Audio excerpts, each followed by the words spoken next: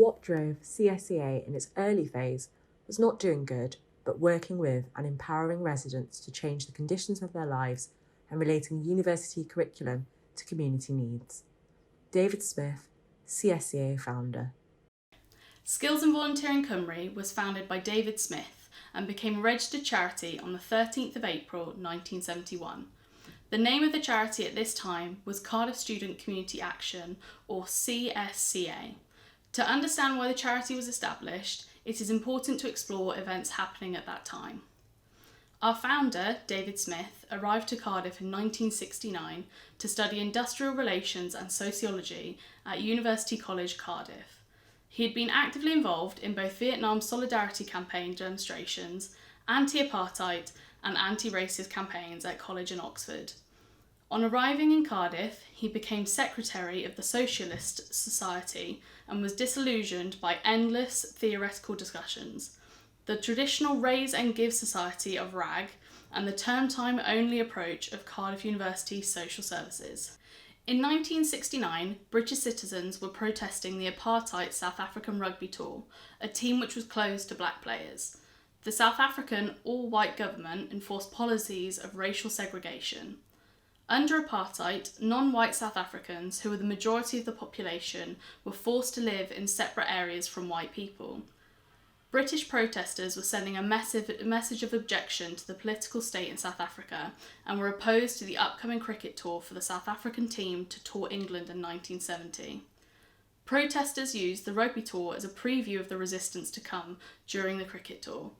A rugby match played in Swansea on the 15th of November 1969 sent shockwaves around the sporting and political worlds. It was branded the Battle of Swansea, with hundreds hurt and arrested. Manchester and Aberdeen also witnessed large-scale demonstrations whilst a game in Belfast was cancelled. The demonstrations resulted in the 1970 South Africa cricket tour being cancelled. Through the empowerment experienced with the huge success of these anti-apartheid demonstrations, an influential group of radically minded people were drawn together within the Students' Union Society, and these were the people who established CSCA. So that is, if you like, the context for bringing together a lot of very interesting, highly motivated, together pupils who decided they were going to do something, if you like, beyond the stop the tour demonstrations once we'd achieved our objective there, and to do something about community action. 1969 was also a key year for student social action, with changing student attitudes to the outside community and the wider world. Poverty remained a persistent issue in Britain, with homelessness being one of the first issues to mobilise large numbers of students. Additionally, many students were beginning to engage in international voluntary service and were sharing their experiences with their peers, raising awareness and funds. Students had a chance to invent their own traditions of voluntary action and student community action across universities, with Manchester, Bristol and Cardiff among the first to act. In Cardiff, this began under the charity of CSCA. CSCA's objects were to promote any charitable purpose for the benefit of the community in the area, and in particular the advancement of education, the furtherance of health, and the relief of poverty, distress and sickness. They believed that students had a vital, experimental part to play in initiating schemes to actively involve the community in resolving its own problems. They also believed that higher education should be more aware of its responsibilities through use of the diverse resources available in all different departments of colleges in the Cardiff area. They were cautious of being intruders into neighbourhoods and felt it was essential that local people were involved in the running of projects and supported with fundraising for them too. They were mindful of the limitations associated with students being involved in long-term community work. CSCA began its work in the ADAMSDOWN area of Cardiff. They started a junior youth club in Iron Street, a preschool playgroup for the adjoining streets to Iron Street, a teaching unit assisting with linguistic skills, a permanent adventure playground, a summer play scheme, ADAMSDOWN Community and Advice Centre, and a Rights and Information Bureau in Charles Street. Cardiff University also housed another student charity called Cardiff University Social Services, CUS. CUS had evolved in response to the Ely Hospital scandal in 1967. The whistle was blown on the mistreatment of patients living in the hospital who had learning disabilities. Student volunteers from CUS volunteered their help and support to these patients, which ultimately led, after much preparation, to the setting up of the UK's first supported living home in July 1974. With 3 student volunteers and 5 ex-patients moving into a property at 12 Ruthin Gardens, which they had rented from the University College Cardiff. By 1972, CSCA had 150 active members from a student population of 3,600. The work and direction of the charity continued to progress throughout the next decade, and in 1982, CSCA was running numerous projects, including an elderly contact project, a gypsy and immigrant teaching project, an adult literacy project, a project helping children in Llanedin, and a project supporting people with disabilities, due to 1981 being established as the International Year of Disabled People. Through the next 2 decades, CSCA continued to focus its efforts on working with the local community and responding to the structural inequalities in many sections of society.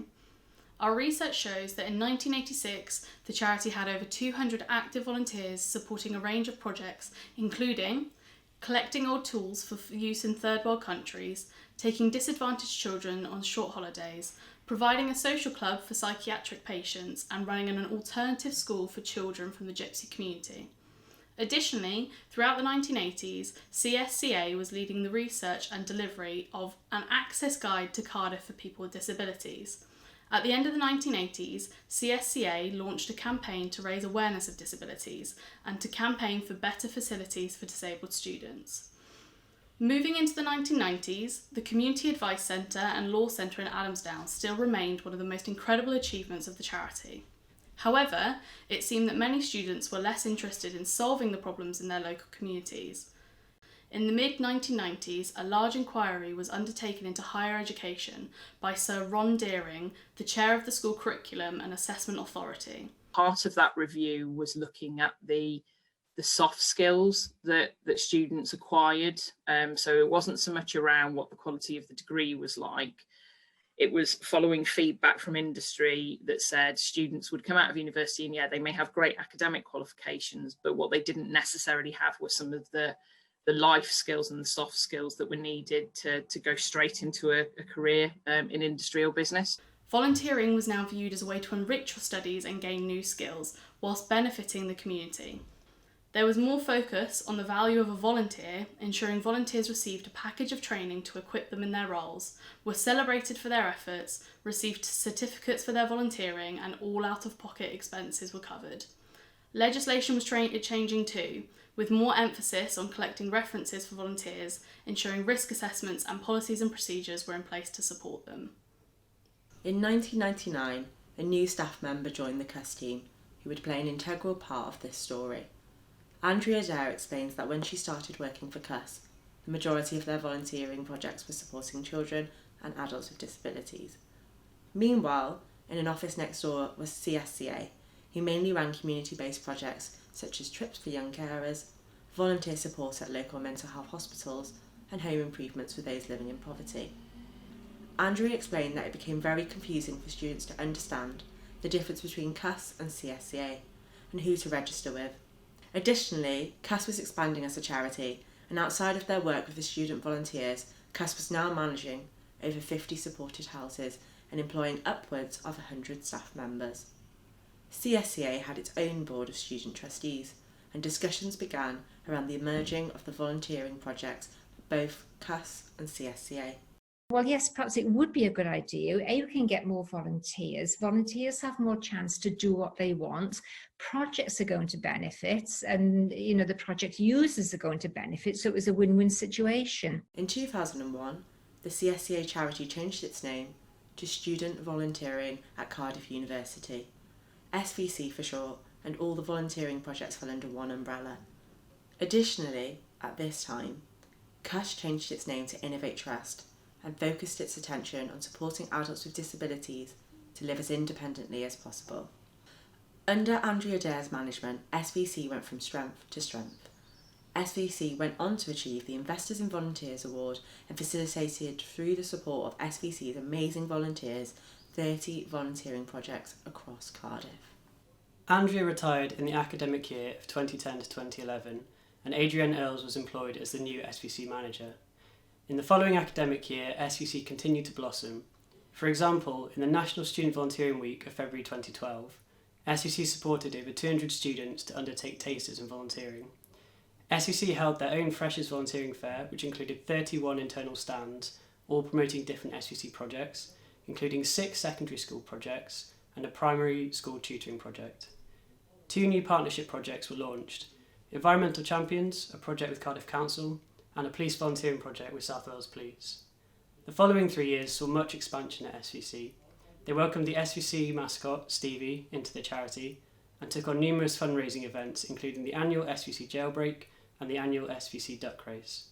Their partnership work continued to grow, and they reached a height of over 1,200 volunteers involved in delivering SVC projects across one academic year.